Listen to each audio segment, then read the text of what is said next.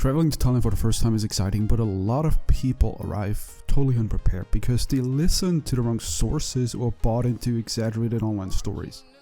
And after spending so much time in Thailand, I've watched countless newcomers stumble into really avoidable problems just because they didn't know how things actually work here. So instead of sugarcoating anything, here's a direct breakdown of what you should know before you show up in the kingdom. No fluff, no romanticizing, just the truth you wish someone told you sooner. Now, one of the first surprises people run into is the cost of withdrawing money. Every ATM in Thailand charges a non-negotiable fee. And it's not small. You pay 220 baht every single time you take out cash. If you pull money often, now this adds up fast. And it's sort of a rude shock to anyone who used free withdrawals at home. The simple fix is to open a bank account back home that refunds international ATM fees. And many people don't realize how much they're losing until they check their statements weeks later. Now, if you can get those fees reimbursed, do it. You'll thank yourself later. Transportation in Thailand revolves around a few apps, and pretending you can get by without them will really only make your life harder. Grab is the most popular because it handles both taxi rides as well as food delivery. It's the app nearly everyone uses, and it's available at all hours. But you shouldn't rely on it blindly. Early morning scheduled rides can fall through, especially if you're far from the city center. And that's where Bolt comes in. Bolt usually offers cheaper rides and sometimes drastically cheaper ones, especially if you're going for longer distance rides. Now, plenty of locals switch between the two apps based on price, and my recommendation would be that you do the same. If you're trying to save money or you just want options, comparing both apps before booking becomes second nature pretty quickly. Now let's address one of the biggest misconceptions floating around online. The international driver's license myth. Many travel vloggers make it sound like this document is your golden ticket to riding a motorbike legally in Thailand. It isn't. Thailand doesn't recognize these pieces of paper. If you pull one out during a police stop, the officer may smile, laugh, or wave it away because it means very little here. If you're stopped, the best thing you can do is stay calm, speak as little as possible, and just pay the fine. Trying to argue about your international document will only escalate things. If you plan on driving anything here, your best protection is travel insurance that covers accidents, not a license that very few are going to acknowledge anyway.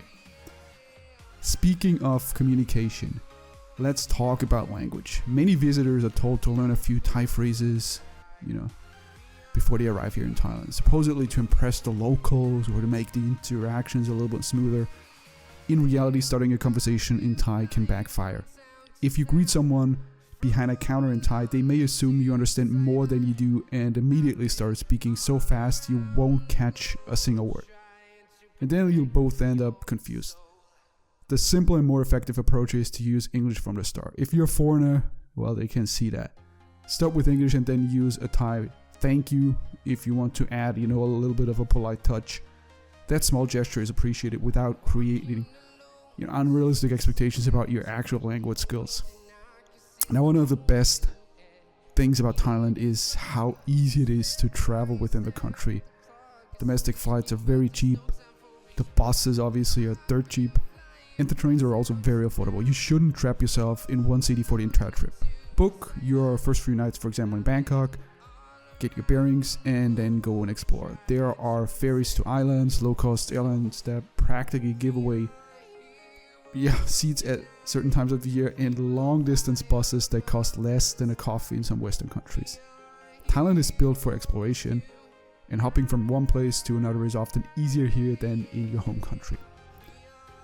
Now, while traveling around, you'll almost certainly visit temples. Thailand's temples are stunning, but they're not tourist attractions in the casual sense. They're really active spiritual sites. And that means dressing respectfully matters. No tank tops, no bare shoulders, and don't walk in wearing, short shorts like you're going to the beach. You'll be expected to take your shoes off before entering sacred areas. As long as you use common sense and dress like you care even a little, no one will bother you. Now, another thing many new visitors don't consider is how online behavior translates culturally and legally. Thailand has very, very serious defamation laws, and they are also very, very much enforced. Posting a rant on social media about a bad experience you had at a restaurant or a hotel, or complaining publicly about someone can land you in real trouble, even if everything you say is 100% true. So the safest approach is pretty simple. Keep your online posts positive or don't post at all. Venting online might feel normal where you come from, but here it can create problems you absolutely don't want during your vacation. Now, patience is something you'll need every single day, because Thailand moves at its own pace and communication can feel chaotic. In shops and convenience stores, employees may not speak much English and they might consult each other or disappear briefly while trying to understand what you actually want. Now, this is not rudeness, it's just how things work here. If you stay calm and wait, someone will eventually figure out what you need and they will help you. If you lose your temper and act irritated, the entire staff may simply walk away and leave you standing there until you get up. Softness and patience get you further here than force. Now, let's talk about the topic of scams. They are an overblown topic. Are there a few? I mean, of course, but they are nowhere near as common as, dramatic travel videos might suggest. The classic tuk-tuk scam near temples still happens occasionally, where someone tells you a site is closed and pretty much tries to redirect you into a shopping tour. But these situations are easy to spot and easy to avoid, and in many cases they're pretty obvious. The most common misunderstanding tourists encounter is actually with taxis refusing to use the meter. Instead of assuming you're being scammed, understand that negotiating a price up front is pretty normal here. Locals do it too. If the driver won't turn on the meter, just agree on a price before you get in the car. Establish the amount clearly and politely and then just stick to it. As long as you stay calm, these interactions are pretty straightforward. Now, the same goes for tuk-tuks. They might quote your price twice as high as you expect if you don't ask for clarity. Just confirm the price before the ride. Some tuk-tuk drivers carry themselves with a bit of swagger, and some may even be drinking. So to argue is not worth it. Staying firm and polite is all you need. Almost every scam people complain about online is simply the result of not clarifying the price beforehand. Thailand rewards travelers who approach it with respect and a relaxed attitude. If you smile, stay patient, and avoid battling with people, almost every situation unfolds smoothly.